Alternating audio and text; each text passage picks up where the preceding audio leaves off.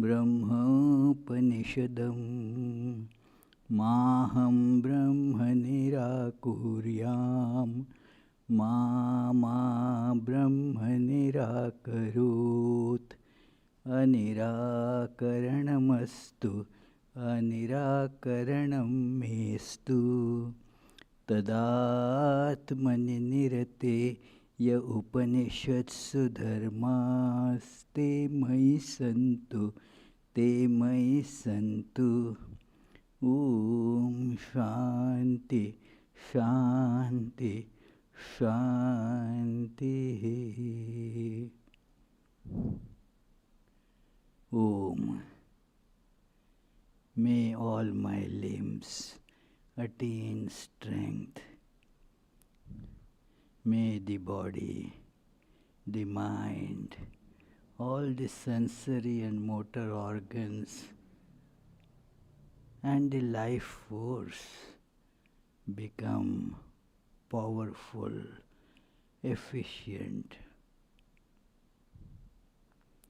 All is verily the one without second, all-pervading, ever blissful,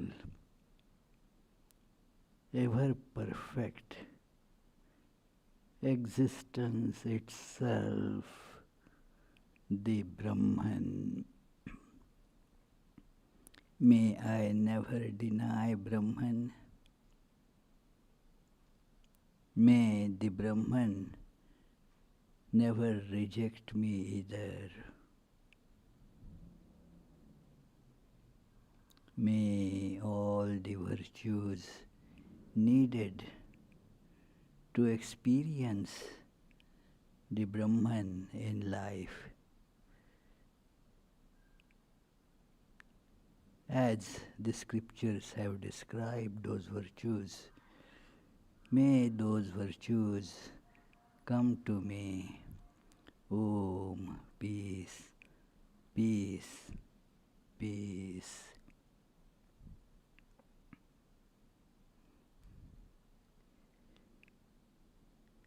Let us try to feel the oneness by dissolving the apparent superficial distinctions.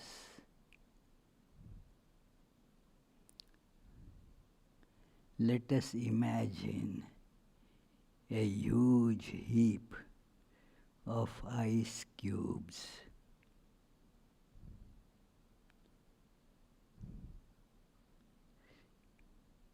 I am one of those ice cubes.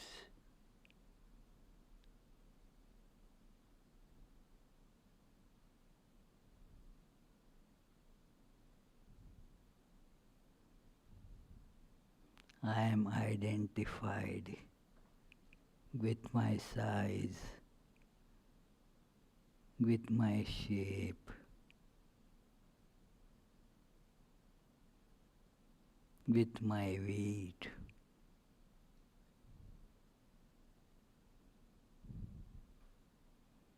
And feel I am different from the other ice cubes.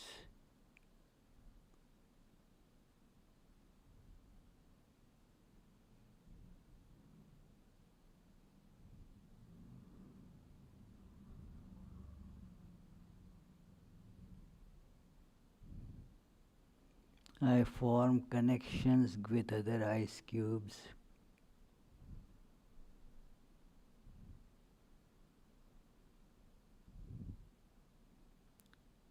Some ice cubes become my parents, some others my siblings, some others my friends, colleagues, some my pets, many my enemies, and a large number of them not connected directly with me.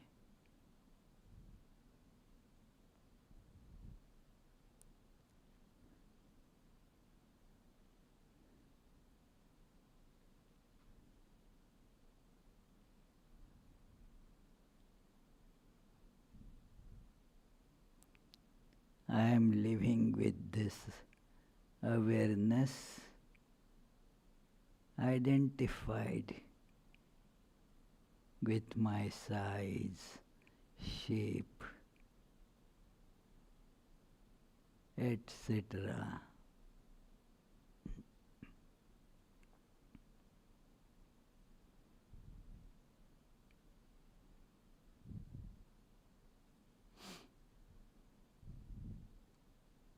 The weather is warm.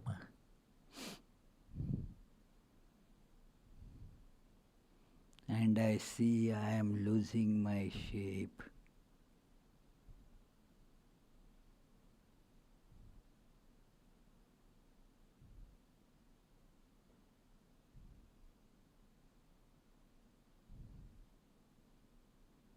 So also all other ice cubes.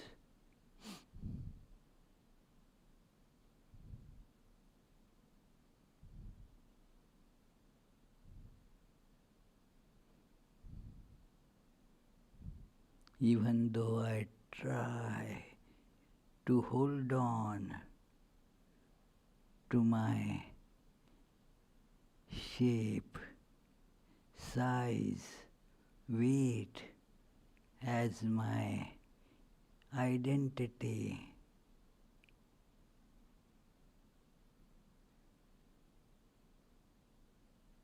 it is getting lost, irrespective of what I like or dislike. All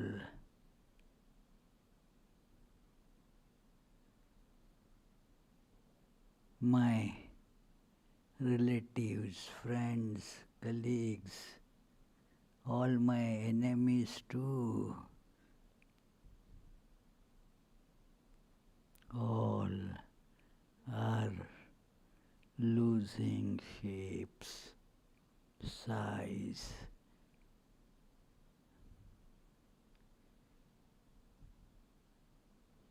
All is coming to oneness, the reality. All are melted.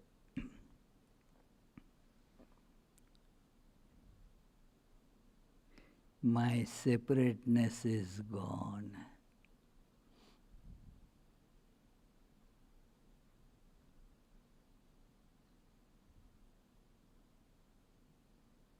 The ego is destroyed.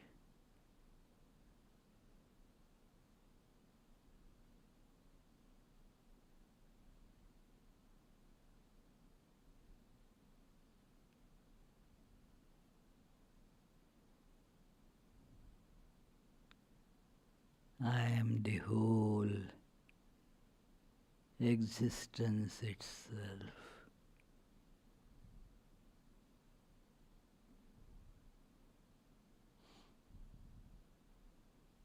I have no desires, for I am all that is.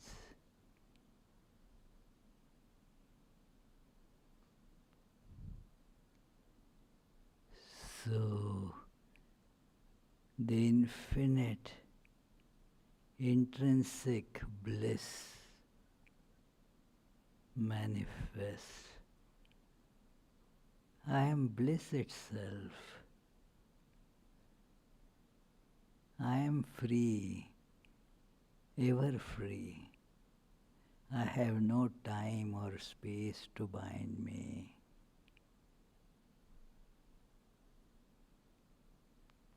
I am peace itself. Om. Peace. peace, peace.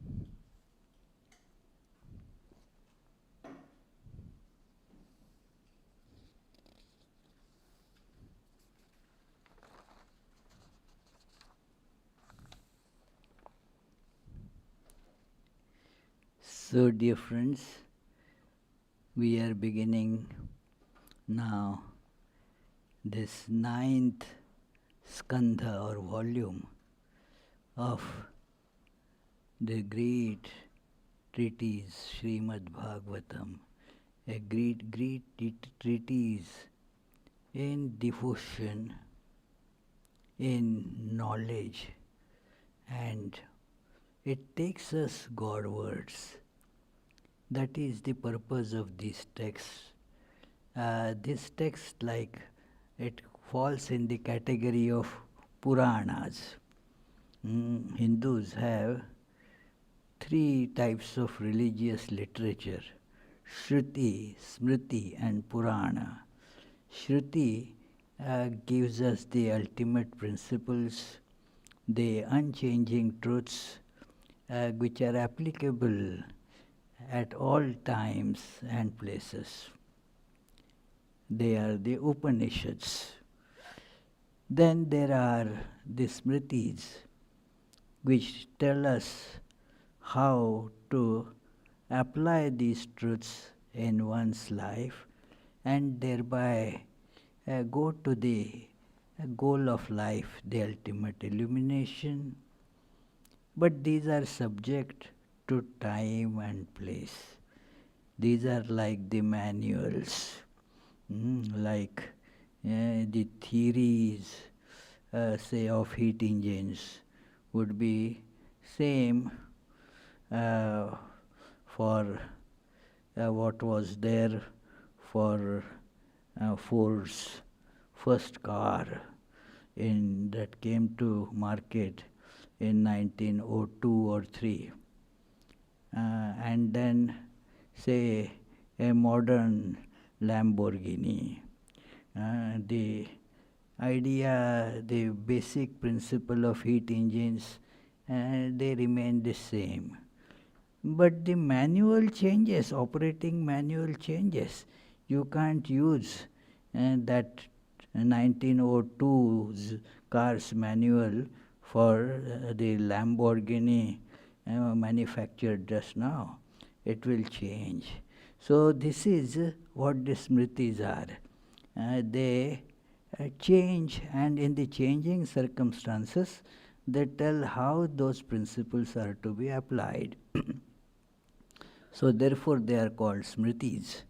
And then there is this set of texts called Puranas, where very interesting narrations and stories through which these highest truths in the Upanishad, they get illustrated and make understandable to common folks who do not understand philosophy.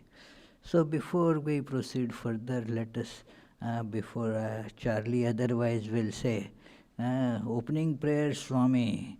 So before he says that, let us have this opening chant, which happens to be the very first verse of this text, Bhagavatam. So recite as loudly as you can.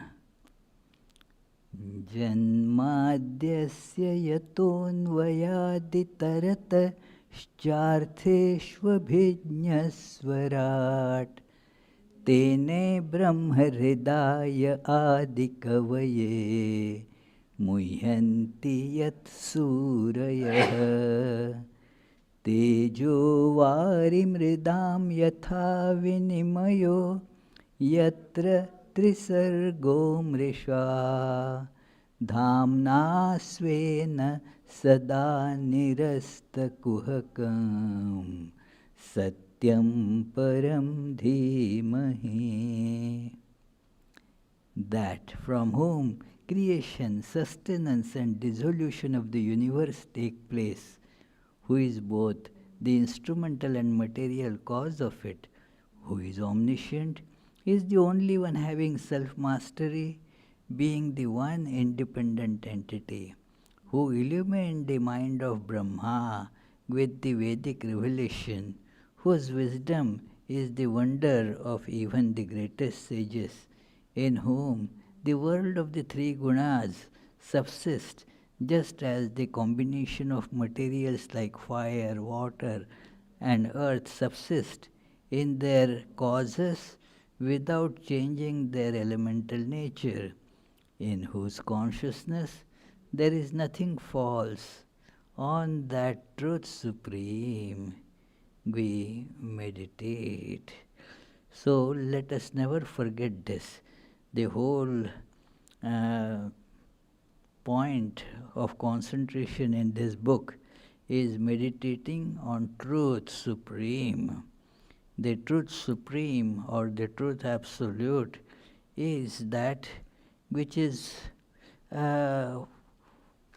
beyond the relative truths and relative untruths. Relative means they are contextual. In a given context they are true. Beyond that context they are not true. It is, for example, in a relative sense, you will say that right now it is 7:40 in the evening at this place. It is true. In Australia it will be completely different. So it is something that is contextual truth. It is not absolute truth.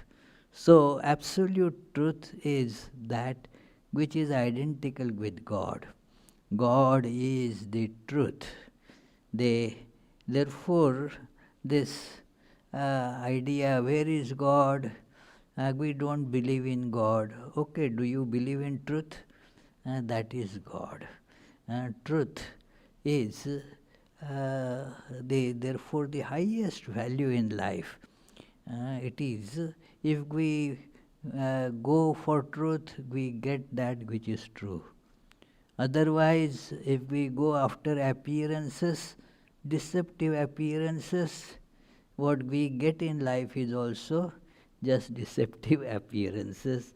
That is why life becomes so full of miseries and heartbreaks and whatnot, It is because we are after appearances.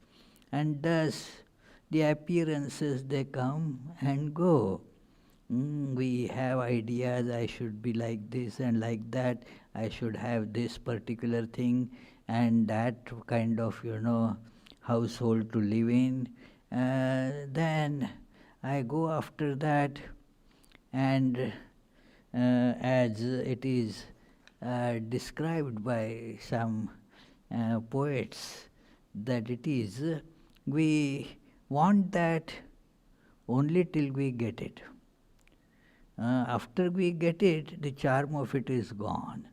The psychology of it is very important, because when you are you want it, it is, then your mind is filled with it. That yes, I want it, and therefore one goes for it. Now when you actually get that thing physically, then the mind has dropped it, and now the body has got it, and thus you have no desire for it anymore. And that is how things happen. You can see that very clearly in the lives of children. Little children, they want some toy, and then after 5 minutes they don't want it anymore.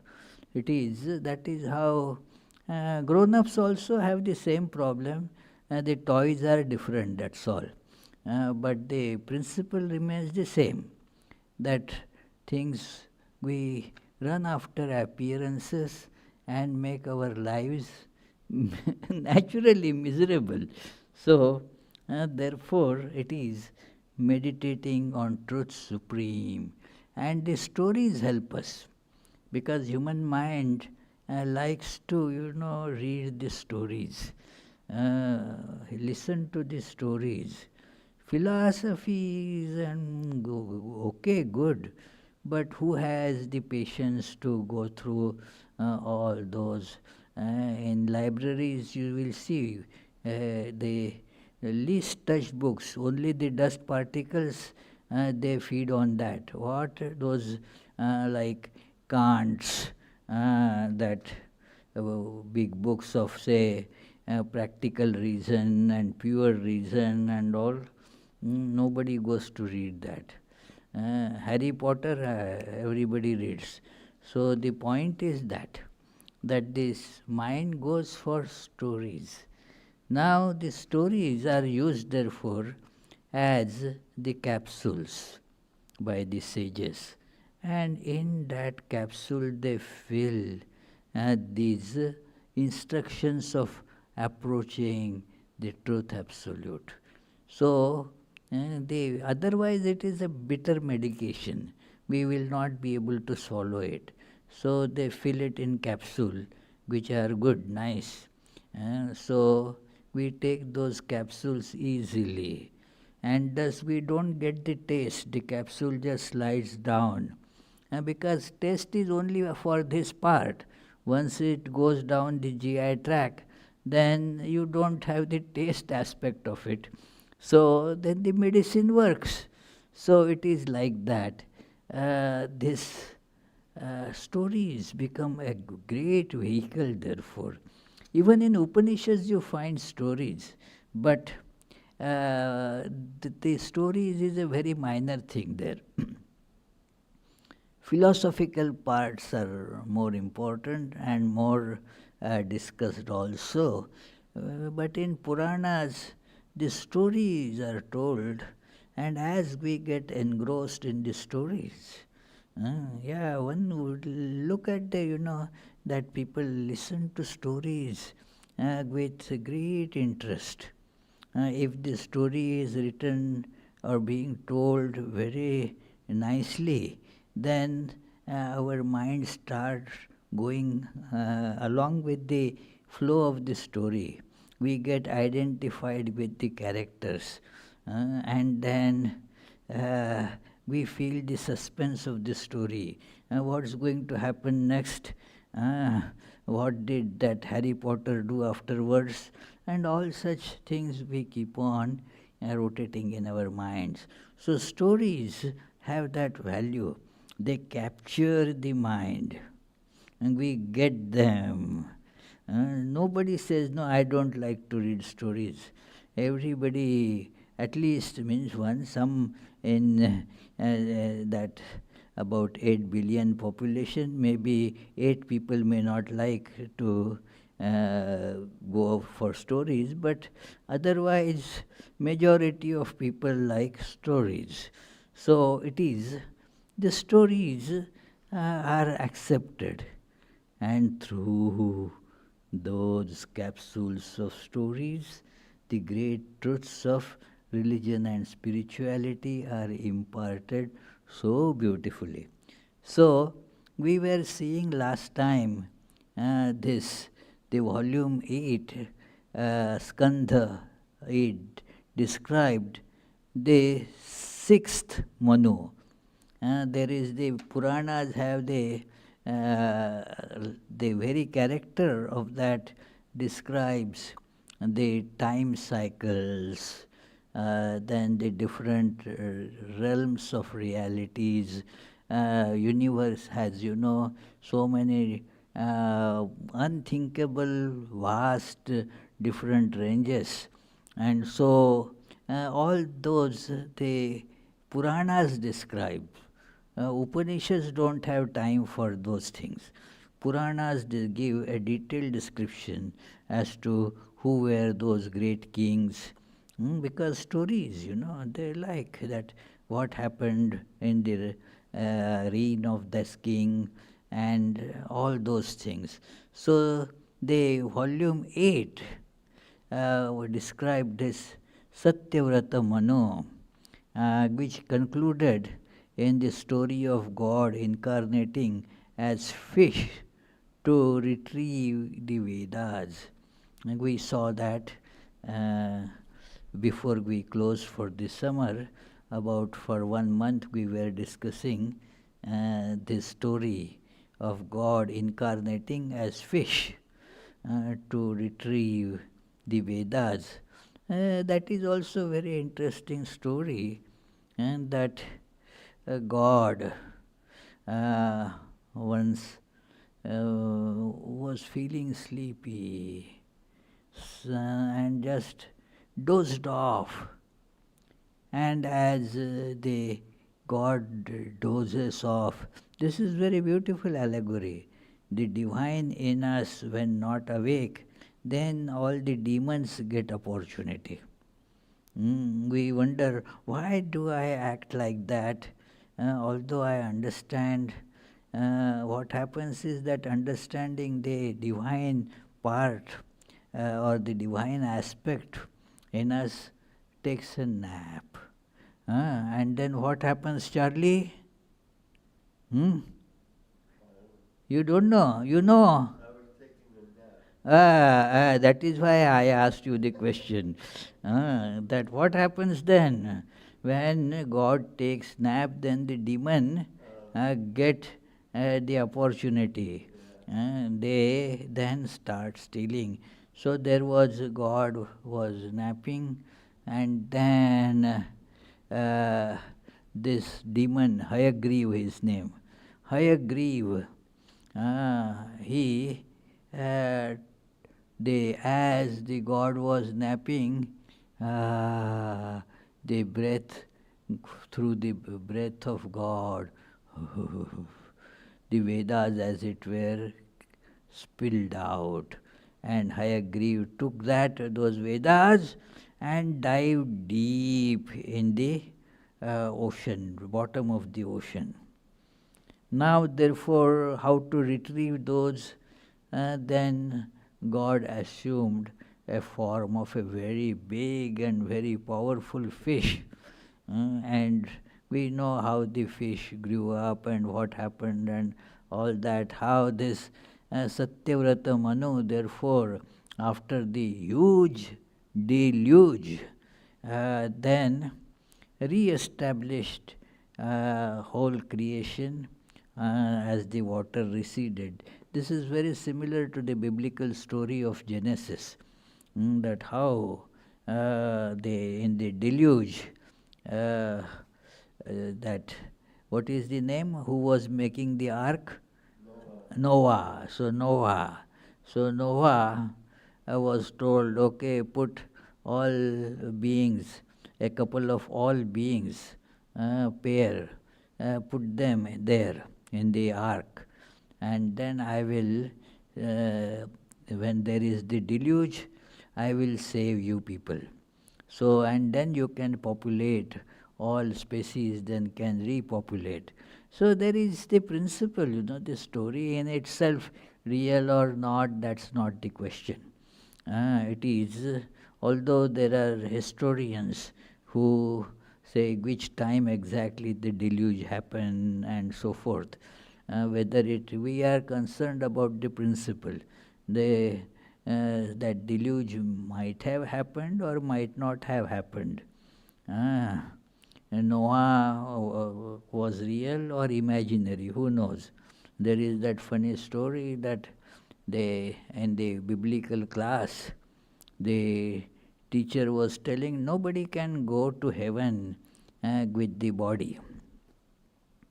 With this body you cannot go to heaven. And one little girl said, but Noah went to heaven with his body, isn't it? Noah went. Then the teacher said, how do you know that Noah went to there? How do you know? And the little girl said, okay, when I go to heaven, then I will ask Noah there. And the teacher said, well, Noah may not be there, he may be in the hell. Then the little girl says to teacher, then you ask him. Then you ask him. So it is like that the stories are, as Shankaracharya says in the introduction of the Kathopanishad, Akhyayika Prarochanartha, means do not go after the details of that story. The story is just to create the interest. Prarochanartha, very big, very important comment. Akhyayika Prarochanartha. Otherwise, you keep on finding who was Nachiketa's father and grandfather, and what was his maternal grandfather's name, and all that. So it is that need not be worried about. The principles of the Kathopanishad are important. So this story that God therefore took the fish form and then brought out the Vedas again. In this eighth book, we also had the story of the ego elephant, a very popular story, a subject of so many devotional songs, famous songs by Surdas and others on this topic, that the elephant, Gajendra Moksha story, that how the elephant was released from the bondage of a crocodile. Nakra means the crocodile. The crocodile caught hold of this very powerful and just regaling in its understanding that I am supreme, nobody can match my prowess, my power, and thus went into the ocean. And there the crocodile caught hold of it. Very interesting story. And crocodile, when catches, terrible.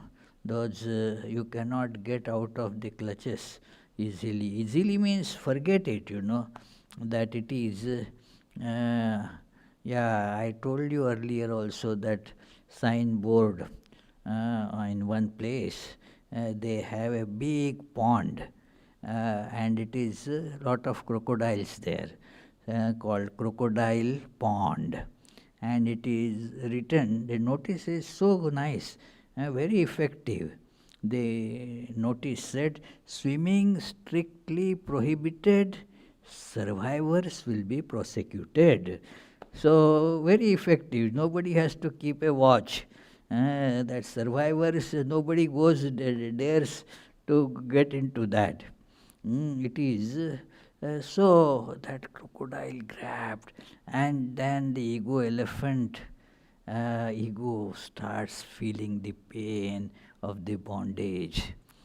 Our egos get caught in this world, and then we start praying. The pain makes us pray. Pain has a great value in life. Pain in medicine, physiology, anatomy, and all that, pain has a purpose, Why you get a pain? Because it prevents you from doing something that you should not be doing. That is why one should not take the painkillers just like that. It is, oh, I have a headache. Casually, for some minor this thing you can take, but the point is that there is a cause because of which the head is giving this ache there. So that is to be investigated. Pain is to make you introspective. Oh, let me investigate. So pain has a great teaching value in life. Without pain, people do not learn. Because things are going nicely, what is there to wonder? I am fine. Yeah. So you don't want to now further investigate. The mind as such is lazy. And when things are going on very smoothly, nicely, well, uh, who wants to now further investigate? The world is going on fine. I am getting my monthly or yearly income very well, and I have no financial problems, and I take my care of health very well. I take only organic food and whatever. So you feel happy about it, and seems that that is the goal of life. Mm. No, it is when you see how evanescent the life is, how this, fleet-footed is Lakshmi, the goddess of money. Here today, there tomorrow, gone. So therefore, one realizes these are not the things to be going after.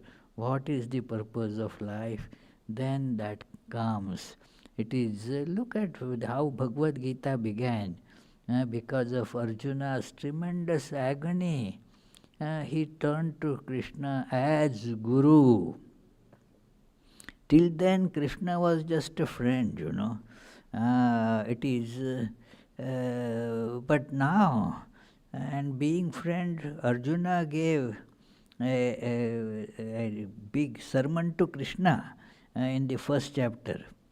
Oh, we should not fight war. It is, good that I remembered right on time. Otherwise, aho batamahat papam kartum vyavasita vayam. That, oh, what a great sin we were going to almost commit. But I thought that no. And so, but he got confused that, well, is it because this didn't provide any answer? And he saw that it is matter of indecision and cowardice. So then he approaches Krishna that, oh, you are my Guru. Shadhi mam tvam prapannam. I approach you, Shishyasteham. I approach you as your disciple. And what I beg you to do is take me out of this terrible mire that I am stuck in. It is so great, the words are so touching for telling how terribly agonized Arjuna had become. In that situation, then the thought comes, well, what is the way out? What is the higher truth? Otherwise, things are going just fine. And then we saw another story, churning of the ocean. It is, the ocean is the mind. Then we churn that to get the truth. A very interesting idea. It is the Amrita, the elixir of life or immortality comes out of that. That is why everybody is doing it, and it is a huge endeavor, being prompted and guided and helped in every way by God Himself. And then that is the churning of the ocean. There are many things that we saw in that part. So now we are turning to this ninth book. It is in the times of, this is ninth book, the seventh Manu. Earlier it was the sixth Manu. This is now Vaivasvat Manu, or is also called Shraddha Deva. Vaivasvat Manu. And there is the description of the sun dynasty and moon dynasty, Surya Vansha and Chandra Vansha or Soma Vansha. So there is a list of many kings there, Ikshwaku, then Kakustha, I am reading only the left-hand side, the Sun dynasty. Ambarish, these are some of the very important kings whose stories are described in great details. Harish Chandra, all these are, the stories that have fascinated the poets and writers over ages. So, Dilip, then Raghu, and Dasharatha and Rama. Rama is not the end of this. Actually, this continued.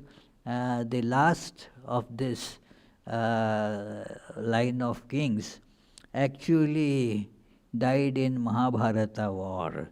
So began that early. Ramayana part was somewhere in the middle, and then this last one, it is, his name is given here, that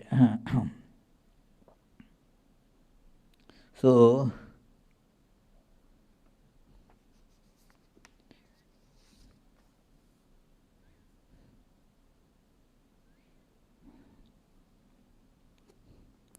then the last one is Bruhad Bala, who died in the Mahabharata war. And then there are this dynasty of Moon dynasty. The great amongst them is actually the main topic in Bhagavata, Krishna. He is Yaduvamsha, is part of this Moon dynasty. The major kings described there are like Pururava. Many this dramas of old Sanskrit poets like Bhavabhuti, Bhartrihari, they have these characters. Naishadha, Yayati's story is very famous. Puru, Dushyanta, Bharata, Bharata, Hastina, because of which that place where the war happened, which was the capital of these Kauravas, Hastinapur. So Hastina was the name of the king. So in the name of the king, the towns are made. Even now you have many, like Charlestown. So there was one Charles. Is not this gentleman here, but then the King Charles. So in his name that town is made. We saw one Adam town. So somebody who great man Adam in his name, that town was made. So Hastina and Kuru and Shantanu, and then you have Vichitra Virya, Pandu, Dhritarashtra, these Kauravas and Pandavas, and that dynasty continues. So this is all. So these are 84 others. In the Sun dynasty, what have been mentioned, 85 total kings have been mentioned there. One great scholar, student of this Bhagavatam and other Puranas, did lot of research. His name given here is that the name of the book is History of the Pre-Kali Yuga of India by R. Siddhanta Shastri. So this is the book which investigates these things a lot and then gives the theories, and then there are the opinions for and against, because scholars means you have to have the opposition, that somebody says this, the otherwise that is not a scholar. You have to oppose whatever something is proposed, so you oppose it. So there is proposal and opposition. So there are the counter theories and the falsifications of many claims that this Siddhanta Shastri makes. So Tapasyananji in this book also makes some such comments that let me read a little bit from this. The Pauranika history of the present Kalpa, called uh, Shvetavartha Kalpa and also Padma Kalpa, begins with Swayambhuva Manu. His two sons, Uttanapada and Priyavrata, became the lords of the world. We had seen those stories, that it is Swayambhuva Manu. From that, the stories in Bhagavata begin because that is this Kalpa, uh, Shvetavartha Kalpa. So Uttanapada, Priyavrata became the lords of the world. Uttanapada's line produced some distinguished rulers like famous Dhruva, the tyrant Vena, the great emperor Prithu, uh, Sisti, Ripu, uh, Chakshusha, the last of whom became much later. The sixth Manu, Priyavrata's line was much longer duration. Some of them noted kings in his were Nabhi, Rishabha, Bharata, Gaya, etc. So, those things, many of them we have already seen in earlier books. This, is kind of dreary, as Tapasyananji mentions, that this discussion is not the very interesting, because those names of those kings now we have no connection with those words also these days. So when it is narrated, we do not feel any interest. But some dreary narrations are there even in the many novels. Some part, is just description that it goes on and on for some time. So it is like that.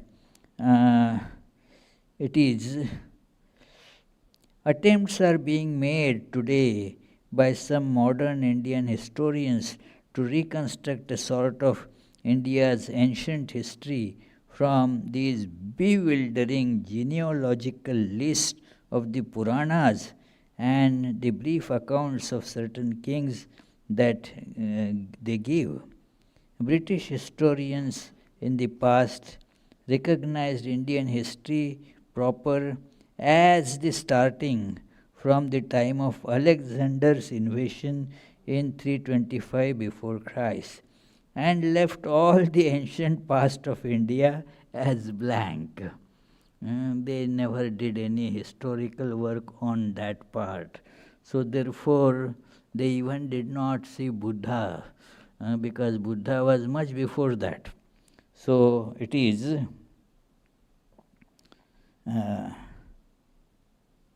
this, however, is a very undesirable position, as it gives and it's as it gives a very imperfect background of India and its culture.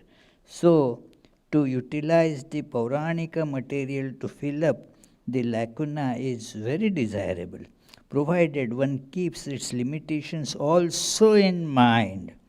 That material is vague, imperfect in chronology, mostly bare list without details, devoid of evidence by contemporary records, archaeology, historical concordance, etc., which are insisted on by history in the modern sense.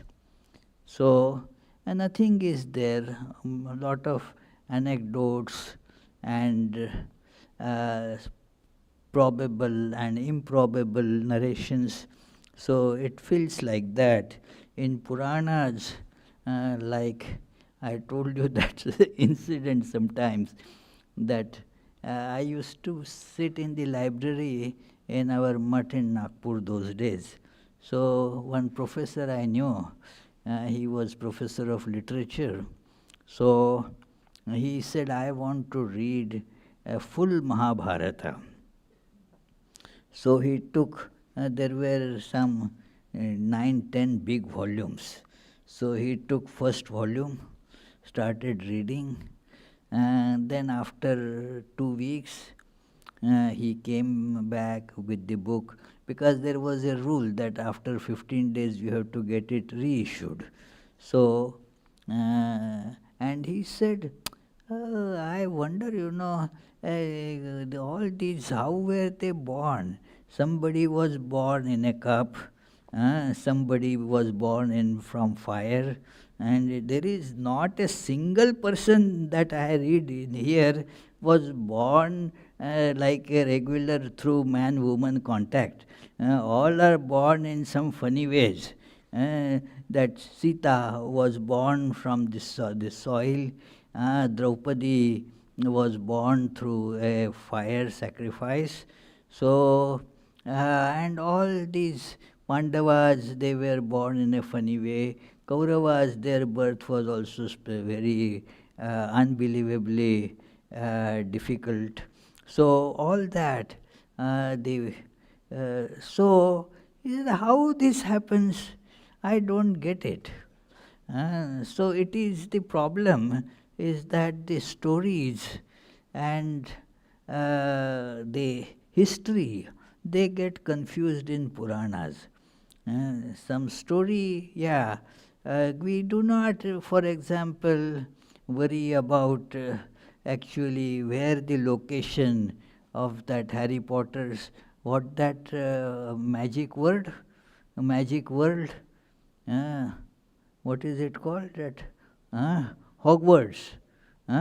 So where it is, we do not try to locate it. It is just a story. That is, so we do not pay much attention on that. But these are mixed with history and story together. So what part is history, what part is just a story, difficult to, and that too, now more than 5,000 years ago, we cannot really fathom. Swami Vivekananda therefore mentions that Indians were never good historians. They did not keep the records.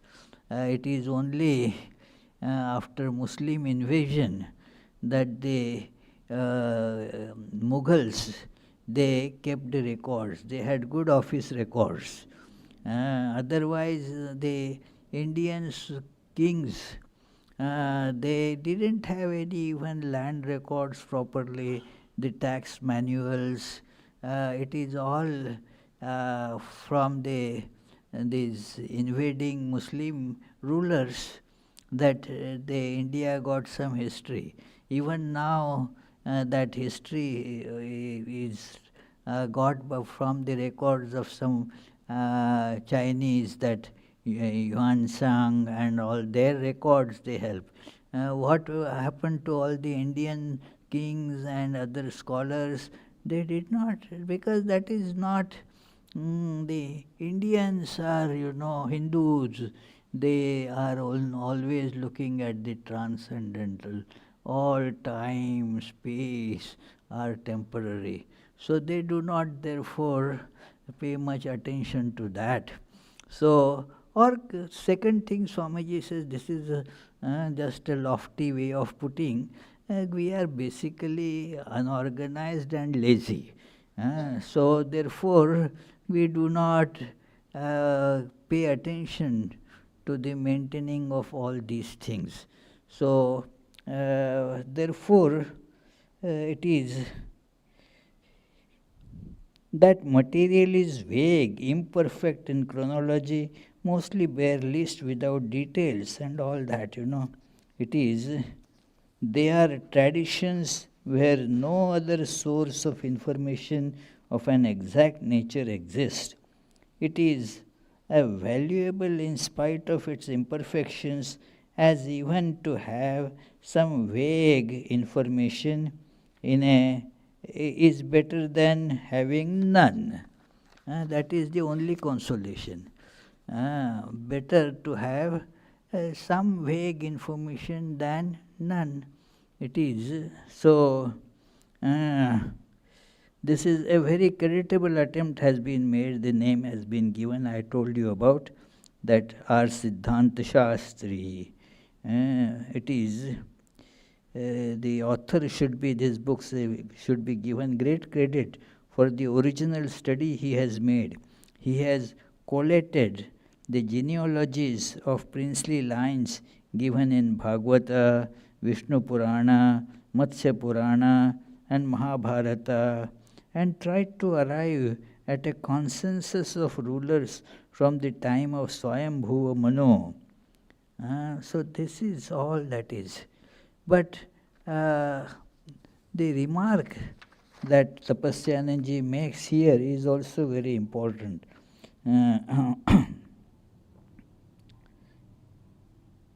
That the main purpose, main object of the author of a Purana like Bhagavata, which claims that not a word is said in it which is not related to Lord and the cultivation of devotion towards Him. And that is the main purpose here. So, therefore, other things, although they consume a lot of pages, they are secondary.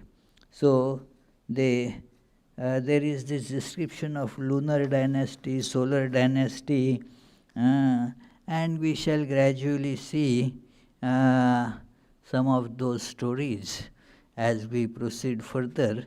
We will have to be very selective, because otherwise it will be a very boring thing without much substance that we can get out of it. So we will select certain stories that, because otherwise this king has 11 sons, and then which are their 11 names now will be put there.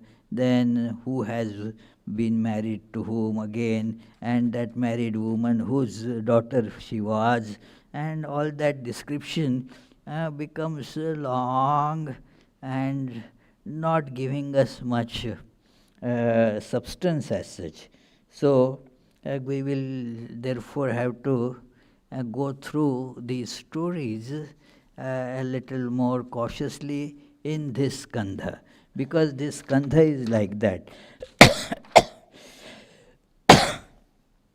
So we shall conclude by the closing chant, and then if you have any questions after that, feel free to voice them, or if you are on the web, listening on the web, type them. Nigamakkalpatarurgalitam phalam शुकमुखादमृतद्रवसंयुतं पिबत भागवतं रसमालयं मुहुर्हो रसिका भुवि भावुकाः. O devotees, quaff, quaff to intoxication this nectar of the fruit of the tree of Vedas, flowing from the mouth of the great sage Shuka and mixed with the ambrosia from his words. The opening chant was the first verse of Bhagavatam. This closing chant is the third verse. So, anybody has any question?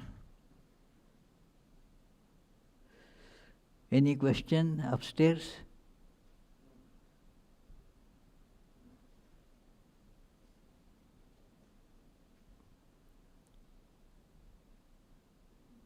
So let us conclude with the closing singing. Mukunda Madhava Govinda Bol, Keshava Madhava Hari Hari Bol, Mukund Madhav Govind बोल, केशव माधव हरि हरि बोल, हरि हरि बोल, हरि हरि बोल, हरि हरि बोल, हरि हरि बोल। कृष्ण कृष्ण बोल, कृष्ण कृष्ण बोल, कृष्ण कृष्ण बोल, कृष्ण कृष्ण बोल। मुकुंद माधव गोविंद बोल, केशव माधव हरि हरि बोल, केशव माधव हरि हरि बोल।